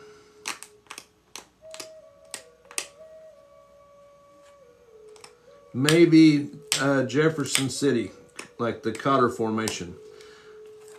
Another resource, guys, and I pitched it earlier, but if you've ever heard of an app for your phone called Rocked, ROCK apostrophe D. And what that is it takes a GPS coordinate of where you're at, and it will give you the dominant formations, the geologic formations. Good morning. Good morning. Northwest Waterloo, Alabama. Well, you're down where I'm up in Northwest Arkansas.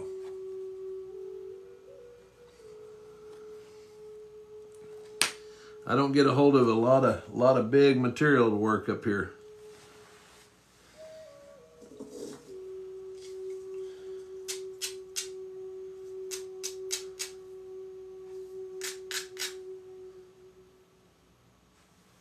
All right, let's see if we can.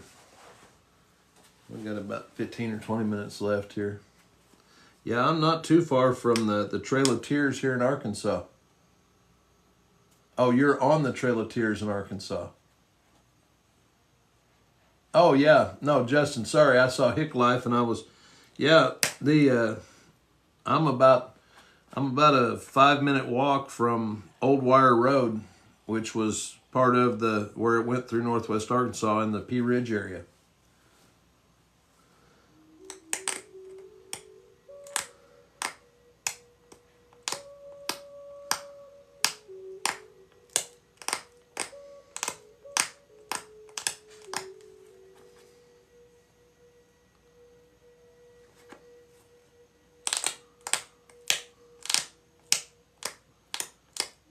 Okay, I'm going to nibble that back like so.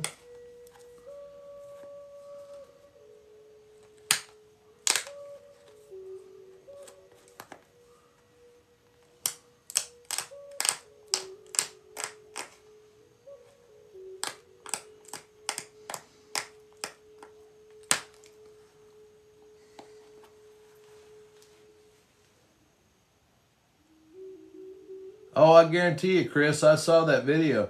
VT, I am from Northwest Arkansas. I was born in Rogers.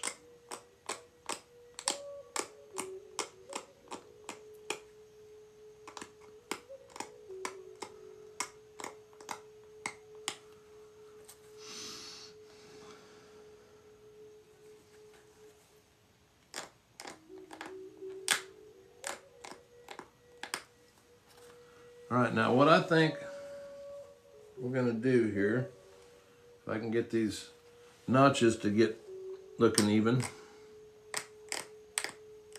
or the bevels for them anyway. See, a lot of times people come in, they're trying to do a corner notch point, and they actually just start on a corner. Hey, good morning, Norseman. Greenland City. Well, you're getting ready to get some winter weather up that direction, it looked like, from what the forecasts were, VT.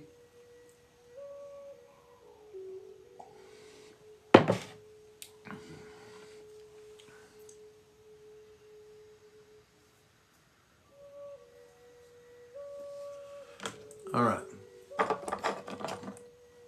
See if we can use an ulna bone here.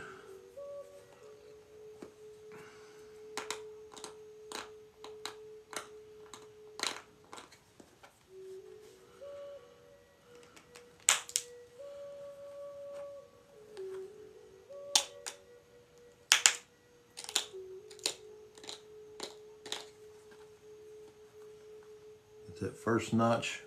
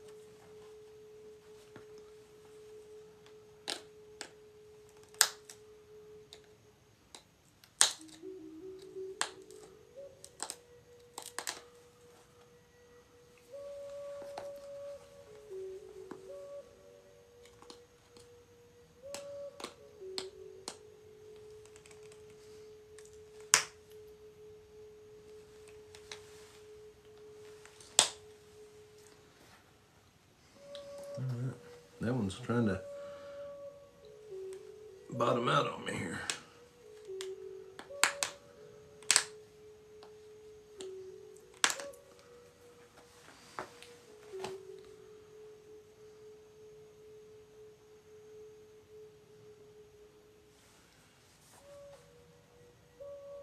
That is exactly, and I was just getting, Rick, what are you, Nostradamus today? Because I was just getting ready to say, I hit this side of that was a little bit thicker, and I've got a notch that's stalled, but that's exactly the reason I do it that way, is so that if I do get a stalled notch, I still get a even depth on there, but I'm not happy with how deep that, or how shallow that one is at all.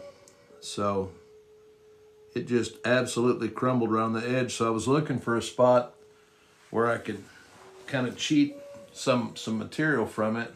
you can see how it kind of broke off. And when it does that, now it's one thing if you're using, you know, copper tools or steel tools and a diamond file, you can go in there and reset that and then keep going in. But with these tools, you know, that's not an option. So either it is what it's going to be, or I got to figure out a way to get around that little issue. And I think what I'm going to do is thin the area on the back side of it and try to take another flake. But if nothing else, I mean, like I said, I could make the notch deep enough to be able to you know, put them. This is more of a like a necklace style point anyway, so that I would normally, you know, sell that way.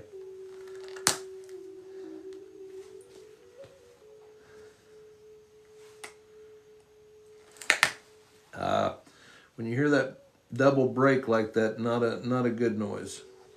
It means my platform crushed.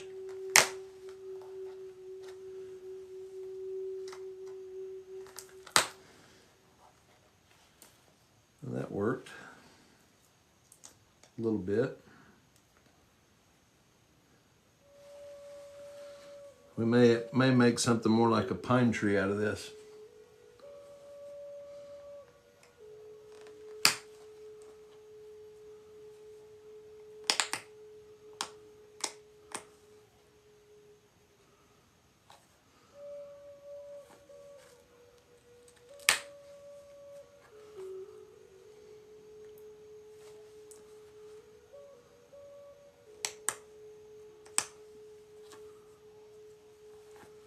But sometimes they just work that way.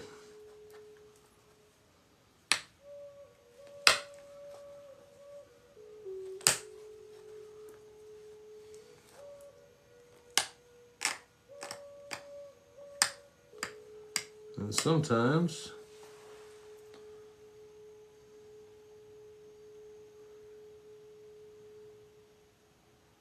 I might be able to steal a little bit of it there.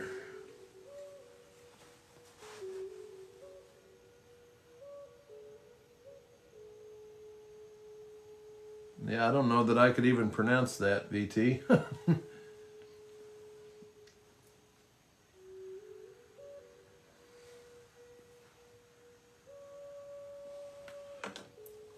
Let's see if I have anything in here for a...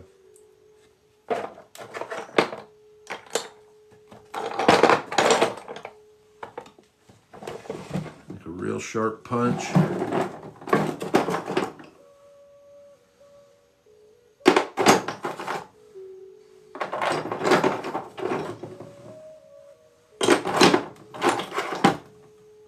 I don't have any punches that are real sharp.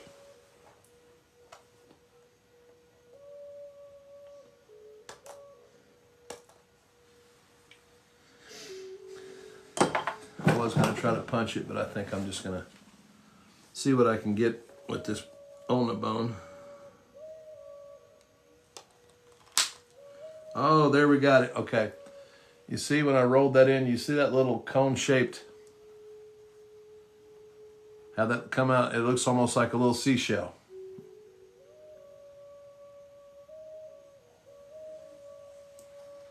And what that did is that took out all that issue on the other side. So now we're back in business, kind of.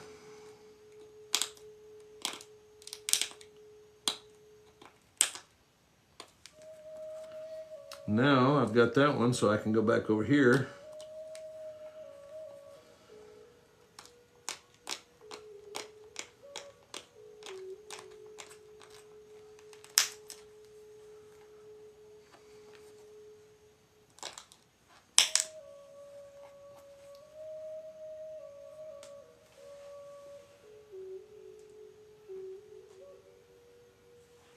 This one here,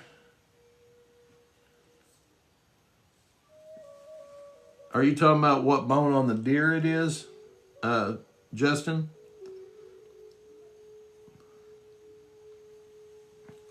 Yeah, it's well, I guess what technically would be their wrist bone.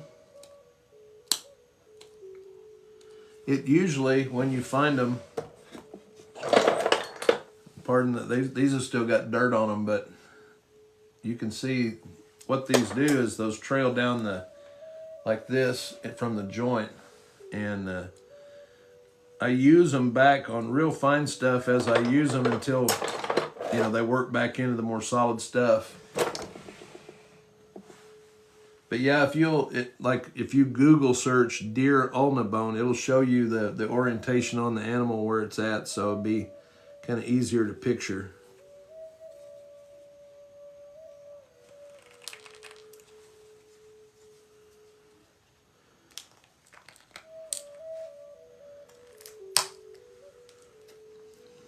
There was a good flake.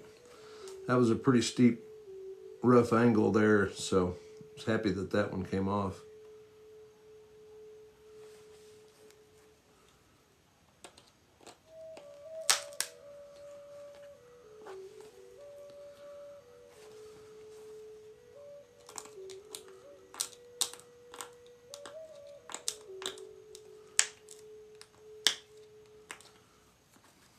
Yeah, I've got that one worked back where I'm pretty happy with that.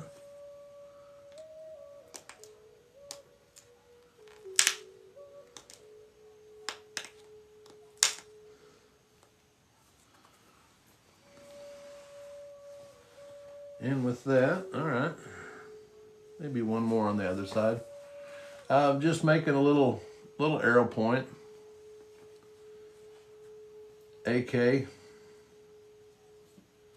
Hey Lane, I'm just doing a little chipping this morning.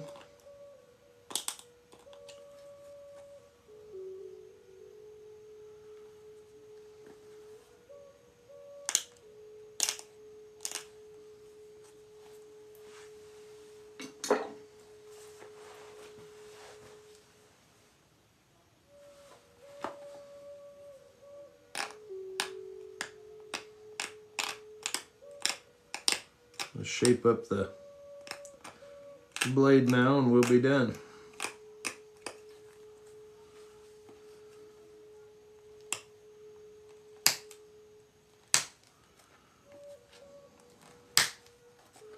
Do a sharpening pass.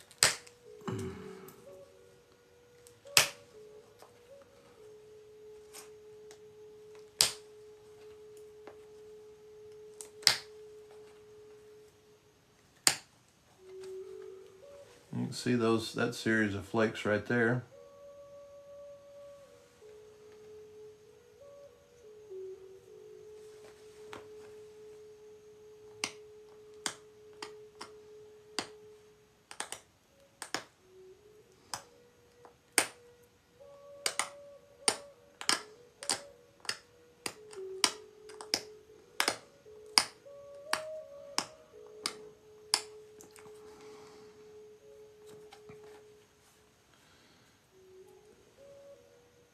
Right on, Lane. Yeah. AK, I don't know, anywhere from I made this one in 15 minutes yesterday while we were live. It wasn't, you know, anything super. I've been doing this one about, I mean, it started with a preform, but half an hour. But I can make one from beginning to end in, you know, an hour or less. Just depends on the point style.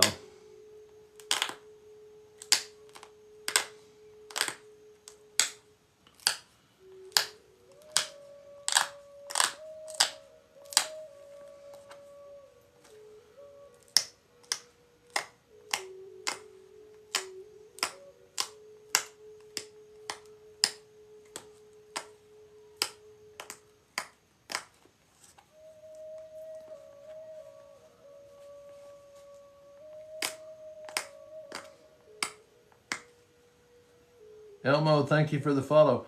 I'm just making a little arrow point. I'll probably turn this one into a necklace.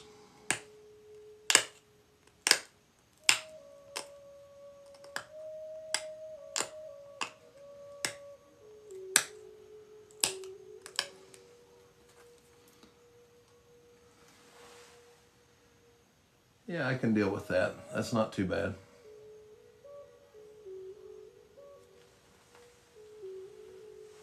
QWERTY, thank you for the follow. Appreciate it. All right, guys, we got quite a few folks in here towards the end of the live. You know, if you guys have any special stuff that you do, crafts, if you're, you know, leather work, whatever it is, shout it out there. We got a few people in here. Maybe somebody's looking for what you do.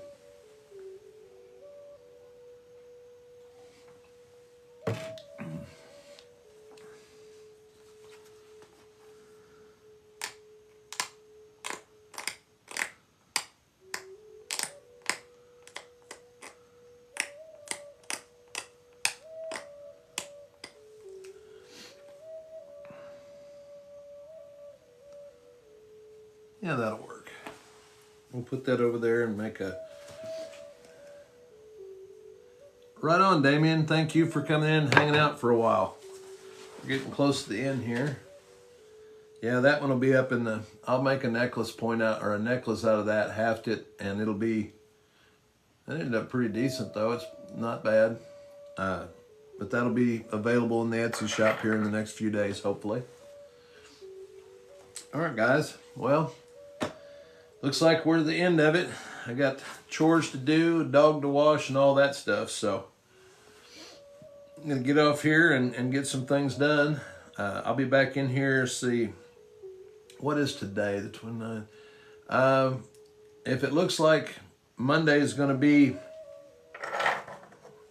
Monday's not the, anyway, I'm going to put out a video, guys, and I'll announce when I'm going to draw for the subscriber point. You don't have to be eligible to win it, and I'll draw your name out of the deal and then send you a message and get this sent to you. So the only thing you got to do to be eligible for this is be an active subscriber to the channel in the month of March. And if it's the last day, that's why I wait until that point, because, you know, if you get in there and get a subscription, then you're eligible for that. So anyway, guys, I appreciate you coming in, hanging out, spending some time with me. We'll see you on Monday morning, 8 a.m. Till then, keep chipping.